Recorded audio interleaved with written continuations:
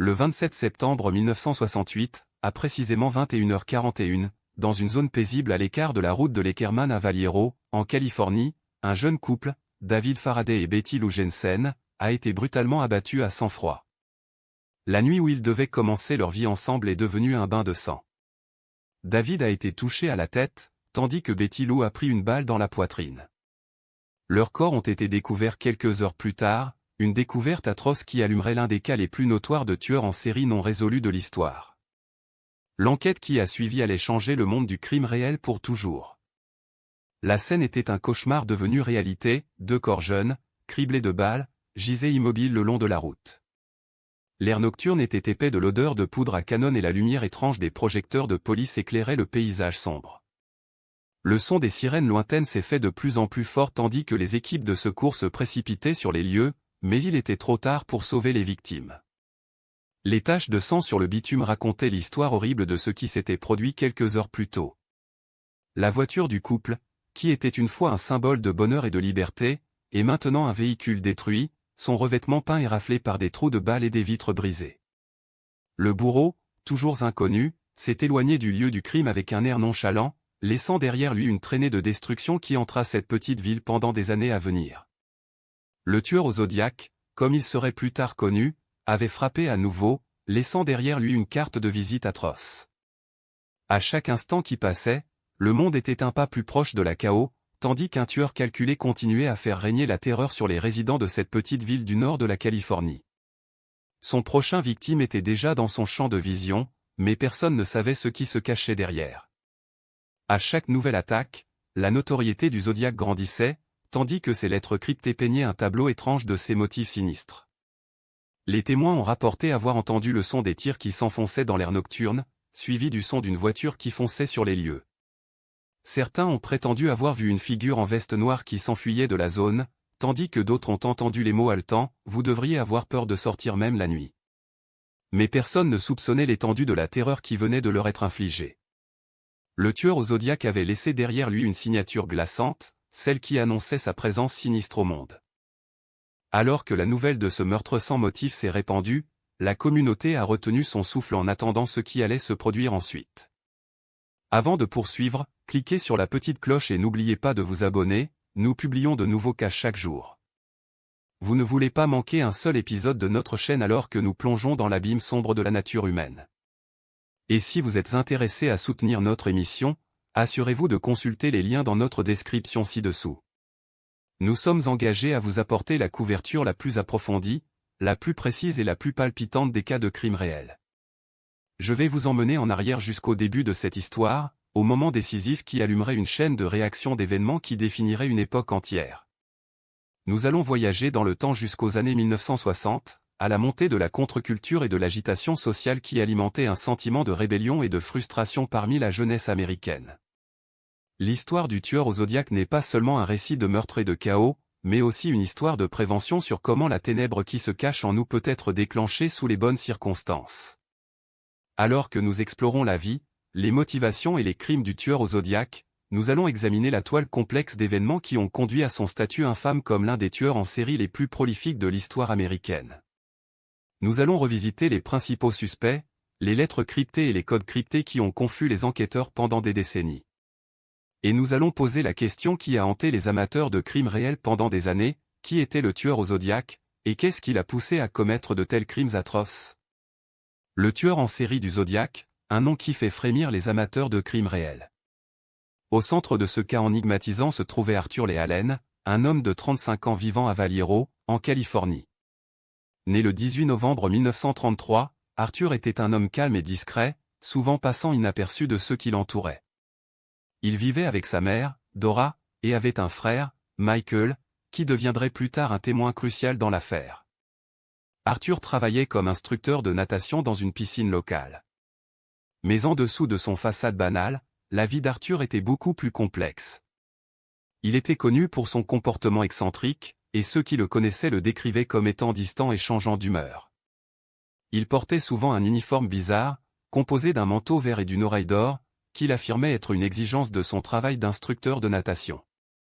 Malgré cela, sa mère Dora le décrivait comme un fils dévoué, toujours préoccupé par son bien-être. Son frère Michael se souviendrait plus tard des habitudes obsessionnelles d'Arthur, notamment une fixation sur les cryptogrammes et les codes. Alors, qu'est-ce qui rendait Arthur aimable et relatable, malgré ses excentricités?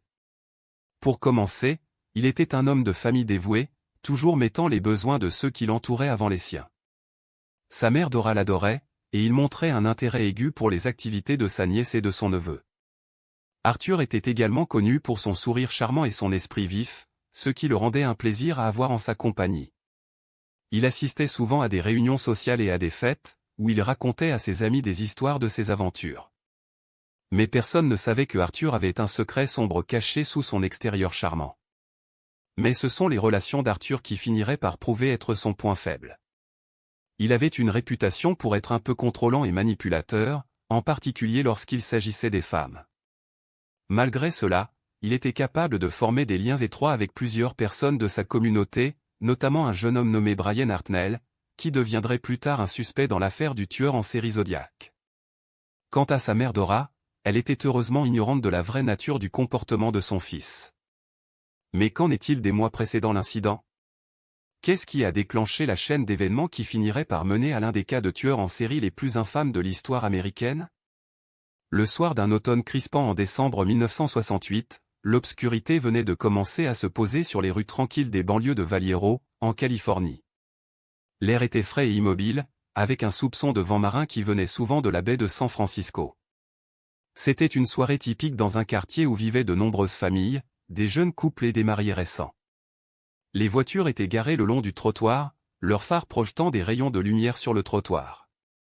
Le seul bruit était le lointain bourdonnement d'une voiture passante et le cri des grillons. La séquence d'événements menant à la crime commença lorsque David Faraday, âgé de 17 ans, et sa compagne de 16 ans, Betty Lou Jensen, décidèrent de faire une balade en voiture la nuit du 20 décembre 1968. Ils avaient prévu de faire une croisière romantique le long de la route de l'Eckerman, un itinéraire pittoresque qui serpentait à travers les collines ondulantes de la campagne du nord de la Californie. Lorsqu'ils se garèrent leur voiture près d'un endroit isolé sur le lac, David et Betty Lou devaient se sentir un sentiment d'excitation et de liberté. Le couple avait été ensemble depuis quelques semaines et se trouvait encore dans les premières étapes de leur relation. Ils étaient tous deux étudiants du lycée qui avaient toute leur vie devant eux. C'était environ 22 heures lorsque David et Betty Lou se garèrent dans l'endroit isolé de la route de l'Eckerman, les phares de leur voiture projetant un rayon de lumière dans l'obscurité. Alors qu'ils étaient assis à l'intérieur de la voiture, ils furent soudainement confrontés par une figure qui émergea des ombres. La figure, plus tard identifiée comme le tueur en série Zodiac, était armée d'un pistolet et commença à tirer des coups de feu dans la voiture, touchant David et Betty Lou. En une fraction de seconde, la soirée paisible s'était transformée en cauchemar. Le tueur en série Zodiac allait plus tard revendiquer la responsabilité des meurtres dans une série de lettres glacées envoyées aux journaux locaux. Il allait devenir célèbre pour ses crimes atroces et ses messages cryptiques. Le détail le plus choquant de la crime était que le tueur en série Zodiac avait soigneusement visé ses coups de feu sur le couple, ciblant leurs organes vitaux. David Faraday fut touché à la tête et à la poitrine, tandis que Betty Lou Jensen fut frappée à la tête. C'était un meurtre froid et calculé, un meurtre qui allait laisser les enquêteurs et le public abasourdis et cherchant des réponses. La brutalité du crime était un rappel brutal de l'horreur qui pouvait se cacher dans les ombres, même dans les communautés les plus tranquilles. Le fait que le tueur en série Zodiac ait pris le temps d'écrire une lettre décrivant le crime dans des détails graphiques allait plus tard devenir un trait caractéristique de son modus operandi perverti. Ces mots allaient envoyer des frissons dans les épaules de ceux qui les lisaient, et allaient sceller son place dans l'histoire des crimes réels comme l'un des tueurs en série les plus notoires de tous les temps. Plongeons-nous dans l'enquête sur le tueur en série Zodiac. Les policiers ont d'abord répondu au cas en examinant les preuves de la première attaque connue le 20 décembre 1968. C'était l'assassinat de David Faraday et Betty Lou Jensen dans un parking isolé près de Vallejo, en Californie. Les policiers ont remarqué que le tueur avait laissé un symbole derrière lui qui allait devenir célèbre tout au long de l'enquête. Cependant, il leur a fallu un certain temps pour réaliser à quel point ce symbole était important. La pièce clé d'évidence qui a tout changé était la lettre cryptique envoyée par le tueur au San Francisco Chronicle le 31 juillet 1969. Dans cette lettre, le tueur a revendiqué la responsabilité des meurtres et s'est présenté comme le tueur en série Zodiac. La lettre comprenait un célèbre chiffre que les policiers ont eu du mal à décoder, et elle mentionnait également les noms des 2 adolescents assassinés plus tôt cette année-là. Les policiers étaient maintenant sur le qui-vive, et ils ont commencé à recevoir plus de lettres et de indices du tueur. Ces lettres deviendraient un marqueur de la modus operandi du tueur en série Zodiac. Alors que l'enquête continuait, plusieurs suspects sont apparus, notamment Arthur Lee Allen et Richard Gekowski. Les 2 hommes avaient une histoire de comportement violent et correspondaient au profil du tueur en série Zodiac. Les policiers ont également enquêté sur un autre suspect, Ross Sullivan, qui a prétendu avoir tué les 2 adolescents, mais il a été plus tard prouvé qu'il n'était pas impliqué. Cependant, les policiers étaient convaincus que l'un de ces hommes était le tueur en série Zodiac, et ils les ont poursuivis avec agressivité. Malgré les preuves qui s'accumulaient contre eux, ils n'ont pas réussi à les lier au crime. La fausse piste dans l'affaire était l'enquête sur la prétention de Ross Sullivan de responsabilité des meurtres. Les policiers ont passé des mois à poursuivre cette piste, seulement pour découvrir qu'elle était une fabrication. Cette fausse piste a gaspillé du temps et des ressources précieux, et elle a également détourné l'attention des policiers du vrai tueur. Cependant, les policiers étaient convaincus que Sullivan était impliqué et ont continué à l'enquêter même après avoir découvert qu'il mentait. Les policiers réalisent maintenant que c'était l'une des plus grandes erreurs qu'ils ont faites pendant l'enquête. Au fil des années, des dizaines de détectives et de passionnés de crimes réels ont travaillé sans relâche pour résoudre l'affaire du tueur du Zodiac, mais qu'est-ce si c'était une ruse? Le tueur semblait astucieux et toujours à un pas devant la loi. C'est-à-dire, jusqu'à présent. De nouvelles preuves ont été découvertes qui pointent vers un tour de passe-passe inattendu. Le tueur du Zodiac ne serait peut-être pas un seul tueur. Il semble que certaines des messages clés envoyés par le tueur du Zodiac étaient en réalité partie d'un test, une expérience psychologique conçue par rien d'autre qu'un ancien psychiatre de l'US Air Force. Ce docteur avait une fascination pour l'esprit humain et avait étudié les effets de la torture et de la manipulation. Il allait écrire un livre sur l'affaire et a depuis admis son implication. La révélation est à peine croyable. Beaucoup de gens se sont demandé comment cela n'a pas été remarqué aussi longtemps. L'affaire contre Arthur Lee Allen, un suspect de premier plan et un ancien favori pour être le tueur du Zodiac, a été abandonnée faute de preuves. L'affaire contre Richard Gekowski, un autre suspect de renom, a été rouvert en raison de cette nouvelle information. Malgré la nouvelle révélation, de nombreuses questions restent sans réponse et l'affaire reste l'une des affaires les plus infâmes de tueurs en série non résolus de l'histoire des États-Unis. L'enquête est en cours, mais il semble peu probable que nous connaissions jamais la vérité complète. Le public est laissé à se remettre en question et à essayer de faire sens de tout cela. Ceux qui sont les plus proches de l'affaire ont été laissés à se grappiller à cette nouvelle information, avec beaucoup exprimant des sentiments de tristesse et de trahison. L'ancien psychiatre de l'US Air Force a été critiqué pour son implication, certains l'accusant d'avoir exploité les victimes et leurs familles pour ses propres recherches. Les familles des victimes ont été laissées à faire face à la conséquence, et beaucoup ont exprimé le désir d'une fermeture. Malgré le tourbillon, l'affaire a déclenché un intérêt renouvelé pour l'étude des tueurs en série et de leur motivation.